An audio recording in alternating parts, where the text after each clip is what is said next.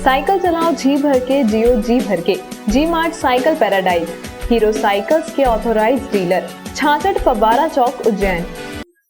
नमस्कार, जय श्री महाकाल। न्यूज मालवा के आज के बुलेटिन में आप सभी दर्शकों का स्वागत है और मैं हूं श्रद्धा पंचोली। पढ़ते हैं न्यूज मालवा के इस बुलेटिन की ओर।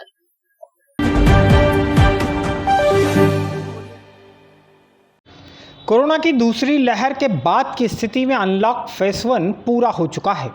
एक सप्ताह तक लेफ्ट राइट करते हुए बाजार को शाम 6 बजे तक खोलने का प्रयोग सफल रहा। यही वजह है कि अब जिला स्तरीय आपदा प्रबंधन समिति ने सोमवार से ही बाजार खुलने का समय 1 घंटा बढ़ा दिया है। सोमवार शाम से ही बाजार को 7 बजे तक खुला रखने की अनुमति जारी कर दी गई है। लेफ्ट राइट वाला नियम अब भी लागू रहेगा। आपदा प्रबंधन समिति की बैठक में एक और अहम निर्णय हुआ है। कृषि उपज मंडी में अब किसानों को उपज बेचने के लिए प्री बुकिंग नहीं करानी पड़ेगी। किसान सीधे मंडी में जाकर अपनी उपज बेच सकेंगे। इस बैठक में कलेक्टर आशीष सिंह ने जनप्रतिनिधियों को बताया कि जिले में पिछले 7 दिनों में पॉजिटिविटी दर 0.5% रही है। जिले की सभी ग्राम पंचायतें रेड जोन से बाहर आ चुकी हैं। केवल 40 पंचायतों में ही कोरोना के एक्टिव केस रह गए हैं। पूरे जिले में अभी 148 एक्टिव केस हैं। इसके अलावा जिले में ब्लैक फंगस के 90 मामले सामने आए हैं। इन मरीजों का इलाज जारी है। आपदा प्रबंधन समिति की बैठक में एक और अहम फैसला हुआ है। जिले में अब कहीं भी कोरोना संक्रमण का नया केस सामने आता है तो मरीज को घर पर इलाज देने के बजाय उसे कोविड केयर सेंटर में रखा जाएगा। यह कदम मरीज के परिजनों को संक्रमण से बचाने के लिए उठाया गया है।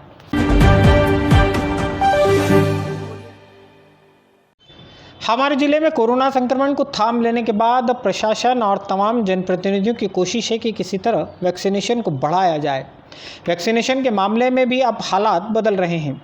पिछले सप्ताह जहां मुश्किल से मोबाइल ऐप पर स्लॉट बुक हो पा रहे थे, वहीं सोमवार दोपहर को तो शहर के 48 वैक्सीनेशन सेंटर पर स्लॉट खाली थे।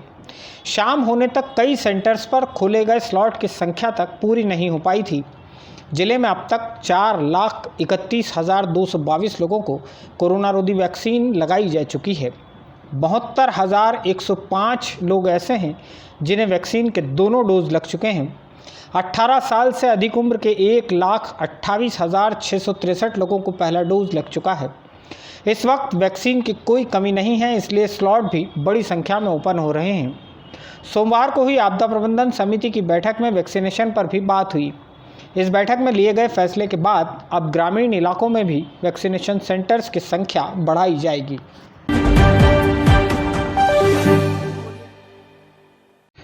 माता वैष्णो देवी कटड़ा के रूट पर पिलखानी Sahnewal eastern dedicated freight corridor के इलेक्ट्रॉनिक इंटरलॉकिंग के लिए उत्तर रेलवे के सरहिंद स्टेशन पर नॉन इंटरलॉकिंग का कार्य होना है। इसी वजह से उत्तर रेलवे ने कुछ ट्रेनों को निरस्त किया है, जबकि कुछ को शॉर्ट टर्मिनेट किया गया है। डॉक्टर अंबेडकर नगर यानी महू से श्री माता वैष्णो देवी तक जाने वाली स्पेशल एक्सप्रेस को 25 और 28 जून को निरस्त किया गया है। इसी तरह माता वैष्णो देवी से डॉक्टर अंबेडकर नगर यानी महू के लिए उज्जैन होते हुए जाने वाली स्पेशल एक्सप्रेस ट्रेन को 27 और 30 जून को निरस्त किया गया है। 11 और 25 जून को श्री माता वैष्णो देवी कटड़ा से चलने वाली स्पेशल एक्सप्रेस ट्रेन को सानावाल चंडीगढ़ के रास्ते चलाया जाएगा।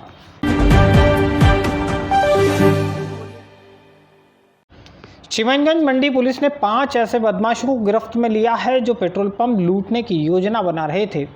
पुलिस का दावा कितना सही है ये तो केवल पुलिस वाले ही जाने, लेकिन जो 5 बदमाश पकड़े गए हैं वे छटे हुए जरूर हैं। सभी के पुराने आपराधिक रिकॉर्ड हैं। इनके नाम अयान खान निवासी यादव कॉलोनी, सोहेल खान निवासी पवासा मल्टी, फैज़ान खान निवासी चंद्रनगर, अज्जू निवासी चंद्रनगर और सोहेल उर्फ अख्तर निवासी टंकी चौक है। चिमनगंज मंडी पुलिस का दावा है कि 5 अपराधी आगर रोड पर चौपाल सागर के पास हथियारों के साथ जमा होकर पेट्रोल पंप लूट की योजना बना रहे थे। गश्त के दौरान इन्हें दबोचा गया। इस पर से थाना चिमनगंज मंडी की 2 टीमें बनाई गई। दोनों टीमों की सहायता से कल दिनांक को दबिश कार्रवाई की गई, जिसमें मौके पर से 5 आरोपी गिरफ्तार किए गए हैं। उनसे अवैध हथियार जब्त किए गए हैं और लूट की योजना जो बना रहे थे वो विफल हुई है और पुलिस को उसमें सफलता हुई।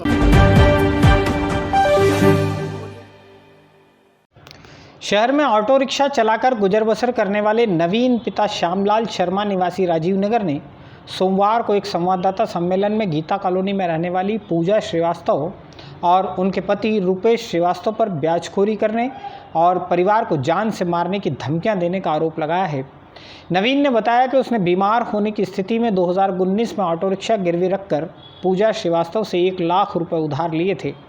इस रकम के बदले वह 3 लाख रुपए लौटा चुका है, लेकिन पूजा श्रीवास्तव और उनके पति अब भी 1 लाख रुपए बकाया वसूलने के लिए दबाव बना रहे हैं।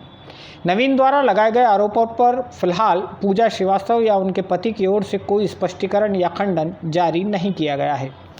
2019 में मुझे रीढ़ की हड्डी की टीबी की बीमारी हो गई थी, जिसके कारण मैंने 1 लाख रुपए ब्याज पर पूजा श्रीवास्तव पति रूपेश श्रीवास्तव से उधार प्राप्त करे थे। उस समय तय हुआ था कि जो भी पैसा वो दे रही है उसको मैं किस्तों में लौटाऊंगा। किस्तों में कहने का तात्पर्य है कि मेरा मूल भी जमा हो जाएगा और ब्याज भी जमा हो जाएगा, जिसकी अधिकतर राशि मैंने उसके घर जाकर नगद, जिसमें मूल और ब्याज दोनों मिलाकर दी। उसके बाद भी अभी तक मैं उसको 3 लाख प्लस पैसा दे चुका हूँ। उसके बाद भी ये लेडीज़ 1 लाख रुपए और की डिमांड करती है। मैंने आपको जो प्रतिलिपियाँ दी है उसमें मेरा फ़ोनपे का स्टेटमेंट भी मैंने आपको दिया है। ये लेडीज़ चाहे जब मेरे घर पर आ जाती है, ये और उसका आदमी रूपेश श्रीवास्तव, चाहे जब भैया मेरे घर पर आ जाते हैं और मुझे पूरे परिवार को उठाने की धमकी देते हैं और कहते हैं कि जब तक तुम लोग मेरा पैसा नहीं दोगे मैं खेत पर ले जाकर काम करूँगी, और अगर फिर भी पैसा पूरा नहीं होता है तो मैं तुम सबको जान से मार दूँगी।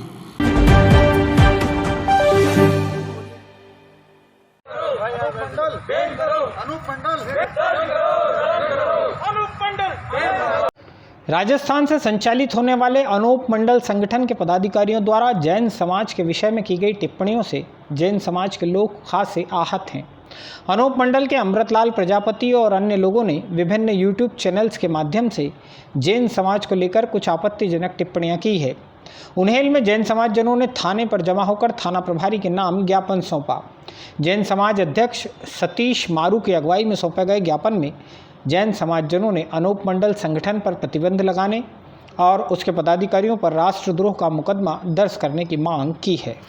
कुछ राष्ट्र विरोधी शक्तियों द्वारा जैन धर्म पर अनर्गल आरोप प्रत्यारोप लगाकर हमारी धार्मिक भावनाओं को आहत किया जा रहा है, जिसके विरुद्ध हम आज यहाँ पर श्रीमान थाना प्रभारी महोदय के समक्ष उपस्थित हुए हैं। इसलिए जो अनूप मंडल जो कर रहा है ये वो ठीक नहीं है। मैं इस चीज़ की निंदा करता हूँ और चाहता हूँ कि शासन हमें जो है जैन समाज को सपोर्ट दे। हमारे साधु साध्वी को जो विहार में ही रहते हैं, सिर्फ 4 महीने का चौमासा जो रहता है वो स्थायी रूप से लेता है, 8 महीने विहार में रहता है।